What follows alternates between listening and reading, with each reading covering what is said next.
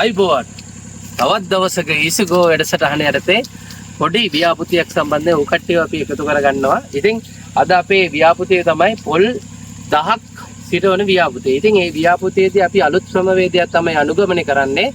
පළවෙනියෙන්ම අනුගමනය කරන ක්‍රමවේදය තමයි අපි අඩි 12ක පරතරයට තමයි මේ පොල් පැල ඉන්දන්නේ. ඉතින් පොඩ්ඩක් අර පැත්තට අල්ලන්න පොල් පැල අපි හදා ගන්න ක්‍රමවේදේ.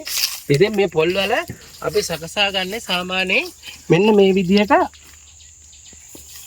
අඩි භාගයක විතර ගැඹුරක්.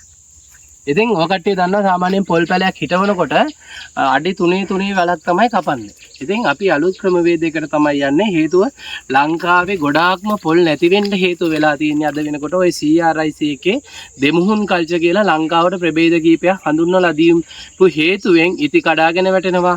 ගස් කොළන් වර්ධනය වෙන්නේ හරි නිෂ්පාදනයක් අපිට හම්බ වෙන්නේ නැහැ. ඉතින් අද වෙනකොට මේ උඩුපසකට රෝපණය වෙන විදිහට අපි මේක හදනවා. සාමාන්‍යයෙන් පොල් ගෙඩිය විතරක් වැයෙන සයිස් එකට තමයි අපි මේක හදන්නේ. එතකොට පොඩි ඉඩම් වල අපිට පුළුවන් මෙන්න මේ වගේ වගා කරගන්න. ඉතින් ගස් දෙකක අතර පරතරය තමයි අඩි 12ක්. මෙන්න මේ විදිහට අඩි 12ක පරතරයකින් තමයි අපි හිටවන්නේ ගස් 10ක්. ඉතින් මේකෙන් අපි බලාපොරොත්තු වෙනවා ලංකාවේ හොඳ අස්වැන්නක් ගන්න පුළුවන් ක්‍රමවේදයක්. ඉතින් ඕක කට්ටියටත් මේ ව්‍යාපෘතිය බලන්න පුළුවන් ඉදිරියටම. ඉතින් අපි මේ මැෂින් එකෙන් තමයි අපි වලවල් විදගන්නේ. ඉතින් මෙන්න මේ විදිහට අඩි 12 පරතරයට තමයි මේක අපි ක්‍රියාත්මක කරන්නේ.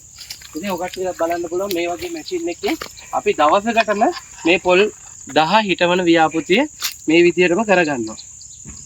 ඉතින් මේ වගේ පොඩි ඉඩම් තියෙන කට්ටියට සහ ලොකු ඉඩම් තියෙන කට්ටියට මේ වගේ දේවල් වගා කරගන්න පුළුවන් පොඩි ඉඩම් වලට. ඊටු වල කොතනද අපි ගහන්නේ? යවෝනේ. අඩි වලින් මෙහා පැත්තේ නේ.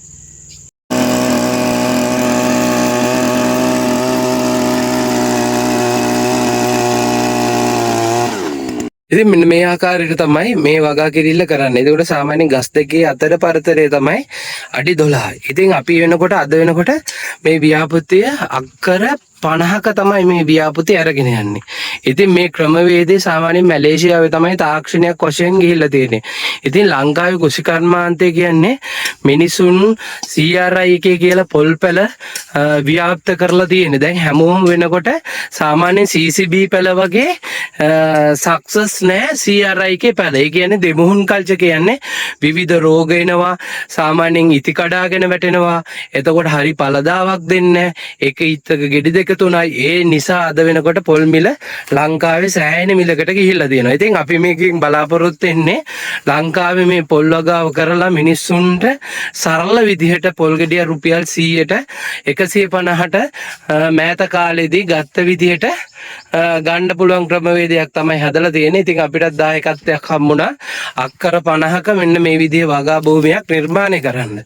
ඉතින් ඔය කට්ටියටත් පුළුවන් මේ වගා භූමියට සාර්ථකත්වය වෙලා අපේ YouTube channel එක subscribe කරලා ලස්සන ව්‍යාපෘති කීපයකට ඉදිරි දවසෙත් අපිත් එක්ක එකතු වෙන්න කියලා ආරාධනා කරනවා. ඉතින් මොන හරි ගැටලුවක් තියෙනවා නම් ඇයි අපි අඟල් 6ක පොල් පැල සිටවන්නේ? සාමාන්‍යව කට්ටිය දන්නවා පොල් ගෙඩියක් බිමට වැටුනොත් එහෙම ඉක්මනින් ටක් ගාලා වර්ධනය වෙලා යනවා. ඒකට හේතුව තමයි අඟල් 6ක තියෙන සාරවත් පස සහ ශුද්‍රජීවී ක්‍රියාකාරීත්වය තුලින් තමයි ශාකයක් වර්ධනය වෙන්නේ. ඒ කියන්නේ ශුද්‍රජීවී ක්‍රියාකාරීත්වය වෙනකොට තමයි ශාක වර්ධනය සහ ශාකයට අවශ්‍ය වෙන මූලද්‍රව්‍ය එකතු කරගෙන වර්ධනයක් ඇති කරගන්නේ. ඉතින් ඒ වගේ අලුත් ක්‍රමවේද අපි අනුගමනය කරනවා ලංකාවේ තීරි වශයෙන්. ඉතින් ඔය කට්ටියටත් ආරාධනා කරනවා අපේ YouTube channel එකත් ඉන්න කියලා ආරාධනා කරනවා. ඉතින් ලංකාවේ හොඳ සාර්ථක පොල් වගාවක් බිහි කිරීමට ඔය කට්ටියගේ දායකත්වය සහ මේක subscribe කරලා මිනිස්සු අතරට share කරලා මිනිස්සු අතර මේ ව්‍යාපෘතිය ජනප්‍රිය කරලා ලංකාව පුරාම මෙන්න මේ විදිහට වගා එකතු කරගන්න කියලා ආරාධනා කරනවා. පොඩි ඉඩම් වලත් මෙන්න මේ විදිහට වගා කරගැනීමේ හැකියාවක් තියෙන ඔය කට්ටියටත් මේ වගේ ව්‍යාපෘති කරන්න අත්දැකීමක් ලබා ගන්න අපේ YouTube එකේ තියෙන නම්බරේ හරහා ඔය කට්ටියටත් එකතු කරගැනීමේ හැකියාවක් තියෙනවා.